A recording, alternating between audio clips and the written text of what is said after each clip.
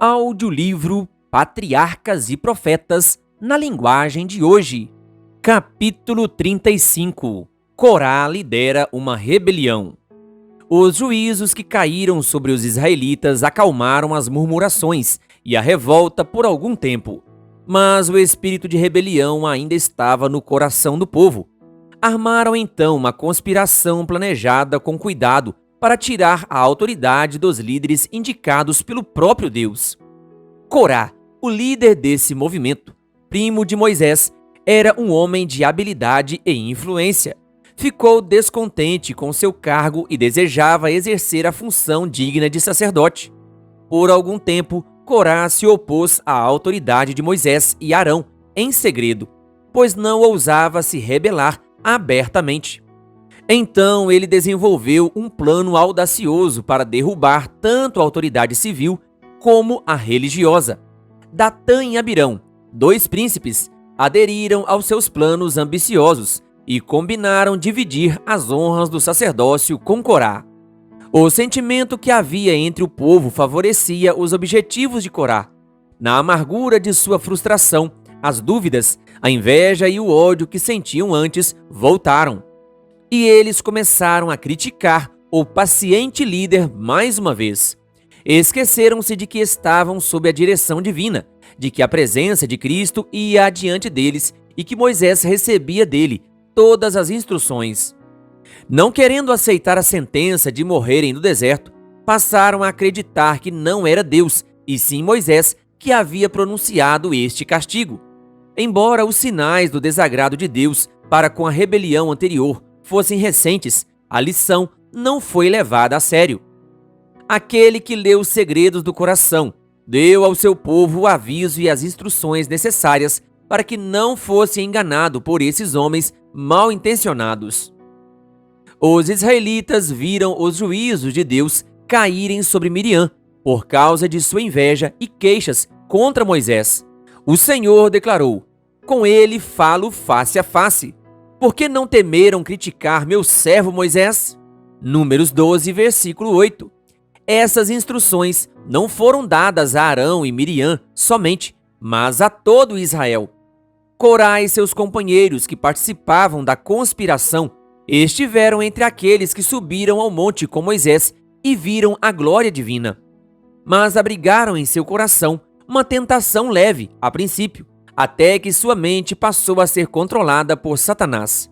De início falavam em segredo, uns com os outros, sobre o seu descontentamento, e depois com os dirigentes de Israel. Por fim, acabaram realmente acreditando que estavam agindo motivados por seu zelo para com Deus. Conseguiram convencer 250 príncipes. Com o apoio desses homens influentes, eles se sentiram confiantes de que poderiam melhorar muito a administração de Moisés e Arão. O ciúme deu lugar à inveja, e a inveja à rebelião. Enganaram a si mesmos e uns aos outros, pensando que Moisés e Arão tinham por eles mesmos assumido os cargos que ocupavam, que esses dois líderes tinham se exaltado ao assumirem o sacerdócio e o governo. Diziam que eles não eram mais santos que o povo, e que isso seria o suficiente para estarem no mesmo nível de seus irmãos, que também eram favorecidos com a presença e proteção de Deus. O método de Corá: elogiar o povo. Corá e seus companheiros apelaram para o apoio da congregação. Declararam ser um erro dizer que as queixas do povo tinham trazido a ira de Deus sobre eles. Diziam que o povo não tinha cometido nenhum erro, pois desejavam apenas fazer valer os seus direitos.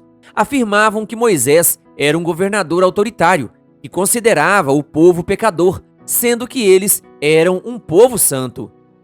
Aqueles que deram ouvidos a Corá passaram a acreditar que suas dificuldades teriam sido evitadas se Moisés tivesse agido de maneira diferente. Concluíram que tinham sido expulsos de Canaã em consequência da má administração de Moisés e de Arão. Se Corá fosse o seu líder e os animasse, estimulando suas boas ações sem ficar apontando seus pecados, eles teriam uma jornada bem melhor. Em vez de ficarem vagueando pelo deserto, teriam seguido para a terra prometida. O sucesso de Corá ao falar com o povo aumentou a sua confiança. Afirmava que Deus o havia autorizado a fazer uma mudança no governo antes que fosse tarde demais. A acusação injusta. Muitos não aceitaram as acusações de Corá contra Moisés. Lembravam-se de como esse líder trabalhava de forma paciente e abnegada por todos, e a consciência os perturbava. Assim, Corá viu que era necessário encontrar alguma atitude egoísta da parte do líder.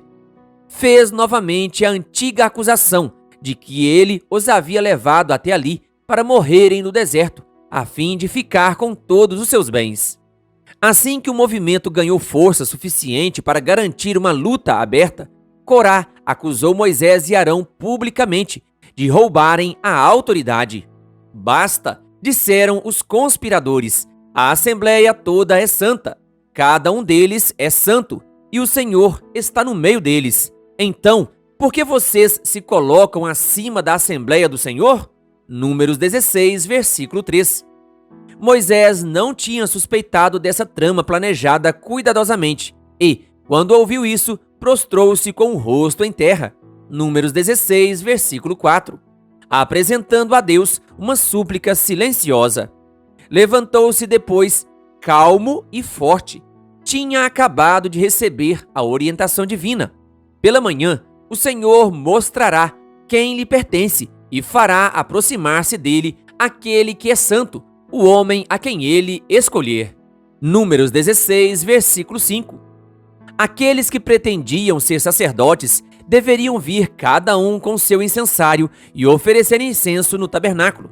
Até mesmo os sacerdotes Nadab e Abiú tinham sido destruídos por ousarem oferecer fogo estranho, desrespeitando a ordem divina. Entretanto, Moisés desafiou seus acusadores a levar a questão perante Deus, caso desejassem se arriscar a seguir em frente com isso. Em uma conversa particular com Corá e seus companheiros levitas, Moisés disse: "Não lhes é suficiente que o Deus de Israel os tenha separado do restante da comunidade de Israel e os tenha trazido para junto de si, a fim de realizarem o trabalho do tabernáculo do Senhor? Ele trouxe você e todos os seus irmãos levitas para junto dele. E agora vocês querem também o sacerdócio? É contra o Senhor que você e todos os seus seguidores se ajuntaram. Quem é Arão para que se queixem contra ele?" Números 16, versículos 9 a 11. Datã e Abirão não tinham assumido uma atitude tão ousada como Corá, e Moisés os chamou para comparecerem diante dele, a fim de ouvir as acusações que tinham contra ele. Cheios de arrogância, recusaram-se a reconhecer sua autoridade. "Não lhe basta nos ter tirado de uma terra onde manam leite e mel para matar-nos no deserto?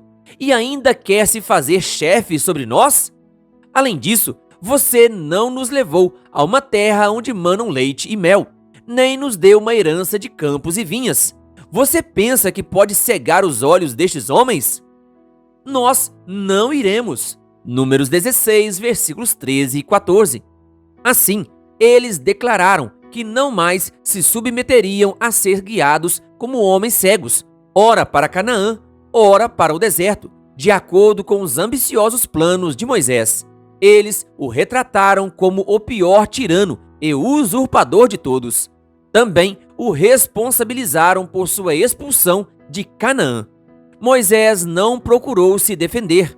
Apelou solenemente a Deus, na presença da congregação, e implorou que ele fosse o seu juiz. A grande prova. No dia seguinte, os 250 príncipes, liderados por Corá, apresentaram-se com seus incensários, enquanto o povo estava reunido do lado de fora, aguardando o resultado. Não foi Moisés que os reuniu para ver a derrota de Corá e seu grupo. Os rebeldes, em sua presunção cega, convocaram o povo para testemunhar sua vitória. Grande parte da congregação se posicionou ao lado de Corá. Corá se retirou da assembleia para se reunir com Datã e Abirão. Quando Moisés, acompanhado dos 70 anciãos, desceu com um último aviso aos homens que tinham se recusado a ir até ele. Sob a direção de Deus, Moisés disse ao povo: Afastem-se das tendas desses ímpios. Não toquem em nada do que pertence a eles, senão vocês serão eliminados por causa dos pecados deles. Números 16, versículo 26. O povo obedeceu, pois o sentimento de aproximação de um juízo repousava sobre todos. Os chefes dos rebeldes se viram abandonados por aqueles que tinham enganado, mas permaneceram cada qual com sua família à porta de suas tendas, em desafio à ordem divina. Moisés então declarou para que toda a congregação ouvisse: assim vocês saberão que o Senhor me enviou para fazer todas essas coisas, e que isso não partiu de mim. Se estes homens tiverem morte natural, então o Senhor não me enviou. Mas se o Senhor fizer acontecer algo totalmente novo, e a terra abrir a sua boca e os engolir, junto com tudo o que é deles, e eles descerem vivos ao Sheol, entre colchetes, sepultura, então vocês saberão que estes homens desprezaram o Senhor. Números 16, versículos 28 a 30. Assim que ele acabou de falar, a terra se abriu, e os rebeldes caíram vivos no abismo, com tudo o que possuíam, e pereceram desaparecendo do meio da assembleia. Números 16, versículo 33. O povo fugiu, condenando-se como participantes do pecado. Os juízos ainda não tinham terminado. Desceu fogo da nuvem e consumiu os 250 príncipes que tinham oferecido incenso. Esses homens não foram destruídos com os líderes dos conspiradores. Foi permitido que vissem o seu fim e tivessem a oportunidade de se arrepender. Como eles concordavam com os rebeldes, acabaram partilhando de sua condenação. A congregação inteira teve sua culpa, pois, em maior ou menor grau, todos demonstraram alguma simpatia para com eles. Aqueles que se permitiram ser enganados ainda tiveram tempo de se arrepender. Jesus, o anjo que ia adiante dos hebreus, estava procurando salvá-los da destruição. Os juízos de Deus tinham vindo muito perto, como um apelo para se arrependerem. Se aceitassem a liderança divina, poderiam ser salvos. Contudo, sua rebelião não foi curada. Naquela noite, eles voltaram aterrorizados para suas tendas, mas não arrependidos. Tinham sido elogiados por Corá, até acreditarem que eram um povo muito bom, injustiçado e maltratado por Moisés. Alimentaram a esperança de que uma nova ordem de coisas estivesse para ser estabelecida, na qual a reprovação seria substituída pelo elogio, e a ansiedade e o conflito pela comodidade. Os homens que morreram tinham oferecido palavras agradáveis e demonstrado grande interesse e amor por eles, e o povo concluiu que, de alguma forma, Moisés tinha sido a causa da destruição deles. Os israelitas se propuseram a matar Moisés e Arão. Aquela noite de prova não foi passada em arrependimento e confissão, mas em encontrar um meio para rejeitar as evidências de que eram os maiores pecadores. Eles ainda alimentavam ódio contra os homens designados por Deus e se uniram para resistir à autoridade deles. No dia seguinte, toda a comunidade de Israel começou a queixar-se contra Moisés e Arão, dizendo: vocês mataram o povo do Senhor. Números 16, versículo 41. E estavam a ponto de agir violentamente contra seus fiéis e abnegados líderes. O amor de Moisés por Israel. A glória divina apareceu na nuvem sobre o tabernáculo, e uma voz falou a Moisés: saia do meio dessa comunidade para que eu acabe com eles imediatamente. Números 16, versículo 45. Nessa terrível crise, Moisés se derramou, demonstrando o interesse de um verdadeiro pastor pelo rebanho ao seu cuidado. Suplicou que Deus não destruísse o povo que ele mesmo havia escolhido. Entretanto, o responsável por executar o juízo já tinha saído. A praga estava fazendo sua obra de morte. Por orientação de seu irmão, Arão pegou um incensário, foi para o meio da congregação e fez expiação por eles. Arão se pôs entre os mortos e os vivos, e a praga cessou. Números 16, versículos 47 e 48. Mas não até que 14.700 pessoas fossem mortas. O povo então não teve outra saída, a não ser crer na indesejável verdade de que deveria morrer no deserto. Nós morreremos, exclamaram eles. Estamos perdidos, estamos todos perdidos. Números 17, versículo 12. Eles confessaram que tinham pecado, rebelando-se contra seus líderes, e que Corá e seus companheiros tiveram uma punição justa da parte de Deus. Não existem ainda hoje os mesmos males que originaram a ruína de Corá? O orgulho e a ambição estão espalhados por toda parte, abrindo as portas para a inveja e luta pelo poder. As pessoas estão longe de Deus e sendo arrastadas para as fileiras de Satanás sem perceber.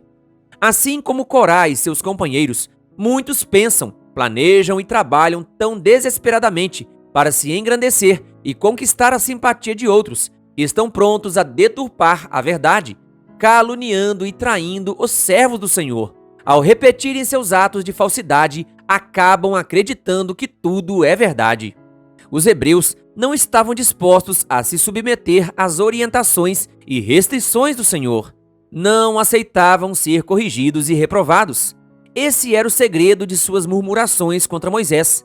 Ao longo de toda a história da igreja, os servos de Deus têm enfrentado o mesmo espírito.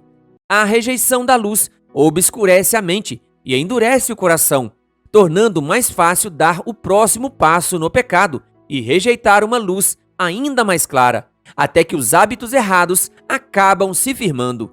Aquele que prega a palavra de Deus e condena o pecado, muitas vezes é visto com ódio por outras pessoas.